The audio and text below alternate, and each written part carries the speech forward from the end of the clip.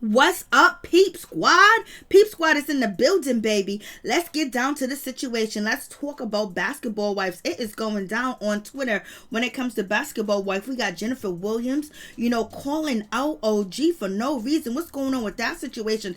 Evelyn Lozada is out here doing an interview with any and everybody that would listen.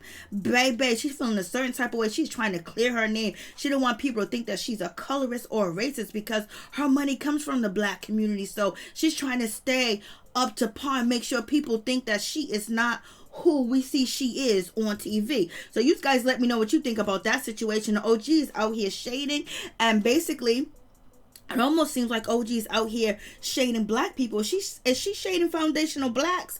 She's shading black people. So you guys tell me what you think about this situation when we get into OG's, Instagram post and what you feel about that situation. I was like, Lord have mercy. It is hitting the fan. So let's just get down to it. So Evelyn Lozada, she took to, Twitter basically to say some things, and she's calling people a liar. And people are assuming that she is calling OG a liar and saying that OG stay lying. Her job is to lie. She is a liar. And somebody asked Evelyn Lozada, so what you saying, that house is not OG? So basically they're getting on OG and saying that the house that was shown on TV is not OG's house. OG said that she was building a house from scratch. She was building a house from the foundation up, baby. And so we got Jennifer Williams and Evelyn Lozada out here saying, nope, that is not true. You got Jennifer Williams talking about the lies and the rented houses. She's like, the lies. It's the lies for me, sis. And the rented house, like, what's going on? And you got Evelyn Lozada saying, when I was talking about a house and I was talking negative, it wasn't about, Jennifer Williams. Really, she wanted to clarify and let everybody know that it was about OG. Like, she was talking about OG. So basically, they're out here saying that OG is renting a house and production, or, VH1 is paying for OG's house because where she lives at, she can't film. Maybe she don't want to film where she lives at. Maybe OG don't want the people to know where she lives at. Maybe she don't want y'all to know where she live at. Maybe she don't want production and producers to know where she lives at, because she done already said, to Jackie Christie on the first episode that she does not want anybody to know any of her private information where she lives at, because she feels like there's some shady going on, and she thinks too many people already got her information.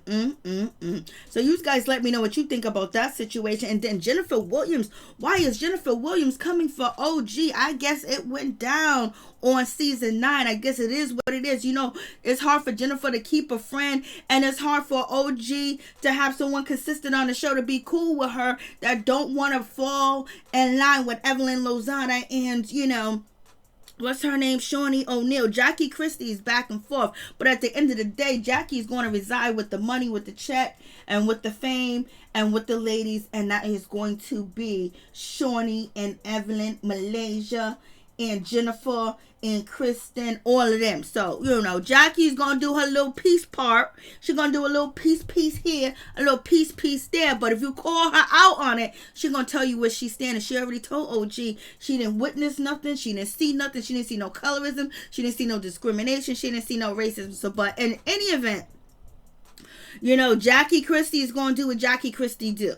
And that is what it is. And some people think that Jackie Christie is colorist when you put her daughters together. People say this, people say that. So you already know. Tell me what's your thoughts on the situation. When it comes to Kari and to all the daughter, and what was said about that situation. But it is what it is. But Jennifer Williams basically saying she don't have a problem with people renting houses. That's not her situation. That's not her issue. Her problem is when people are faking like they, have a house and it's not their house, they are renting it, and production is paying for your rental and you fronting like it's yours. So Jennifer felt like the need that she had to jump online and talk shit about OG. So it must have went down between them two, because she done jumped online and dissing OG like shit. Jennifer, what did Evelyn and Shaunie O'Neal do for you? They welcome you back in the fold and you quickly to change, because you remember now only reason why you going on a vacation, well, you're gonna go on a vacation anyway,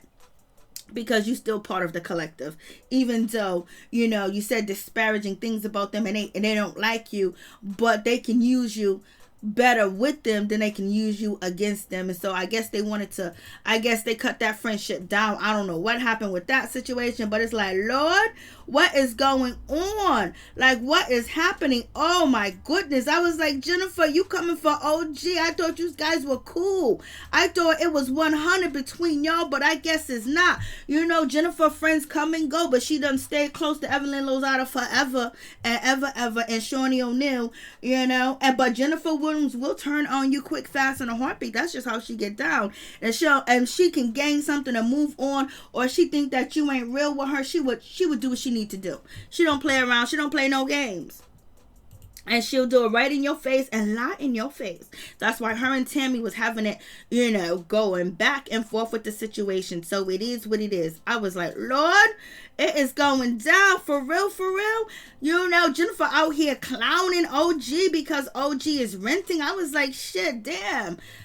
What did OG do to y'all? So now you got Evelyn Lozada. She's posting it on, you know, Twitter. She was like, my co-stars, my peoples, you know, been filming with me for 10 years plus. They can vouch for my character. They know that I'm not racist. They know that I'm not a colorist. I was like, well, we see differently on TV, baby girl. So I don't know what you're talking about. Maybe you act differently with them because they are your friends. They're close with you. But what you give off on camera is terrible. And the things that you have said in the past is terrible. So if you can say one racist joke towards a culture, you can say another racist, you know, derogatory comment towards another culture because it's in you because you did it before. So Lord have mercy, what is going on with this situation? And so Evelyn is trying to defend herself because she's trying to keep them back. She's trying to keep the ladies buying her stuff. She's trying to stay relevant. She wants y'all to continue to support her on OnlyFans. You know, she want all that money coming in. She want the investment. She's doing everything that she can to prove that she is a victim, that she has been hurt. You know, she's playing victim card. We have seen Evelyn Lozada play the victim role, the victim card for a long time, especially when it comes to relationship and things that are happening. She's still holding on the core for baby. So we already know what the situation is when it comes down to, you know, Evelyn Lozada. And at this time and point, she's trying to defend everything possible when it comes to her because we're in a pandemic, and basically with this situation, she can lose out on a lot if she lose the black people, you know, because, you know, it's black people that's supporting her. But look at the shade of this. You know, she's still going by the name that, you know, she is, you know, fiance of Cole Crawford. How long ago was that? That was Cole Crawford ain't thought about the situation. Why are you still got these people putting, you know, Evelyn Lozada, ex-fiance of Cole Crawford? That's old. Cole Crawford done move on. He done moved on. You guys ain't been engaged, you ain't been together in a long time. You may share a child together, but that is it. So you guys let me know what you think about that situation. So OG, she comes through and she's feeling a certain type of way because now these ladies are coming for her. They saying that this house that she was filming in, it ain't her house. She's acting it like her house. Like most of the time, some of the celebrities don't film in their house because they don't want nobody to know where they live at, period, point blank. Camera crew, you know, people dropping off food, you know, extras or whatever the case may be. So anyways, they're saying that this house that she was filming in that looked beautiful and looked nice, it ain't hers. She's playing around. Like, Lord, they're just saying that this house is not hers, and production and the producers are paying for it because, you know, basically they're trying to say she live in squalor. They're trying to say she don't got a place to stay. They're trying to say wherever she lives at is too small, too bad, too this, too that, and she don't want the world to know what's going on in her situation. But OG is still holding it down, baby. But OG did respond when it comes to Jennifer Williams. She has something to say to Jennifer Williams, baby, and she's saying that Jennifer Williams is living a fake life. She's living a fake jet life, you know, trying to connect her to Bow Wow and his situation, his fiasco. So basically, you know, OG's coming at Jennifer for having a fake Photoshop picture, whatever the case may be. So that's cool. But then OG took to, you know, Instagram to let everybody know, well, since you guys are dissing me and talking shit about me, this and that, let me tell you, I'm over here in Nigeria. I'm in Nigeria and I brought me some land, baby. I got my 40 acres and my goat. So this is the problem, the situation with that statement. It was like, you could say I brought land while you guys are talking about me in California and property in California. I'm out here in my country buying land, blase in the third. But she had to throw in the 40 40 acres and a mule, and the 40 acres and a mule come from slavery. It comes from, our people not being considered human beings, not being considered people to hold property and land. And so if a slave had some property and some land, it was taken from them, and they had no repercussion because the police wasn't there. There was no laws to help black people.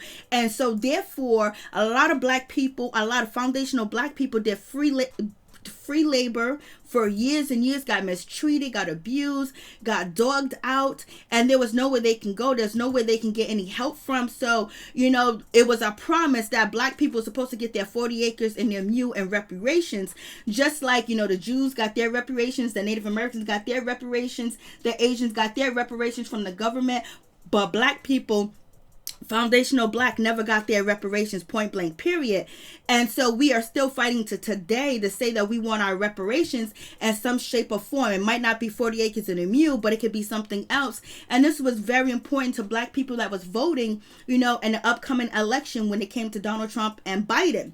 And so it just seems like OG's throwing shots. Like she's basically saying that, okay, y'all didn't get your 40 acres and your mule, but I got my 40 acres and my goat over here, in Nigeria, basically trying to say that she's better. And then to throw, into a frivolous argument with Jennifer, to throw in that you got your 40 acres and your goat, basically is shading a whole culture, shading a whole nationality, because we didn't get, our ancestors didn't get our 40 acres and our mule, and it was things were stolen from us, taken from us, inventions that we made, we put together, things that we came up with was taken and stolen from us because we wasn't considered human, and we was doing free labor. And when they allegedly abolished, slavery, there was nowhere for the black people to go, because they've been working under oppression and working, as a slave, picking cotton and doing this forever, getting mistreated, nothing. So it just seems like, to take that 40 acres and a goat, and then shade Jennifer. I know it's at Jennifer, but just shading the culture and being slaves. So you guys let me know what you think about that situation, and what's your translation of it. Is it taking shot at a culture? Is it taking shot at foundational blacks? Is it taking shot at black people? Because we know what 40 acres and a mule stood for, and what it stood for with our people, and what it still stands for today. And then for OG to use that as,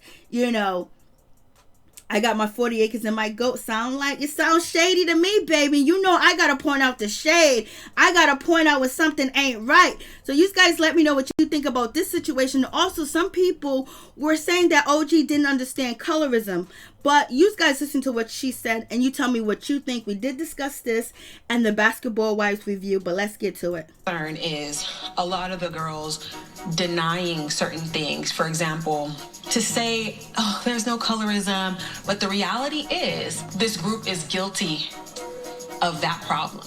If you are of a darker hue or darker complexion, and you are treated differently in any way, shape, or form by anyone in that same group, that's colorism.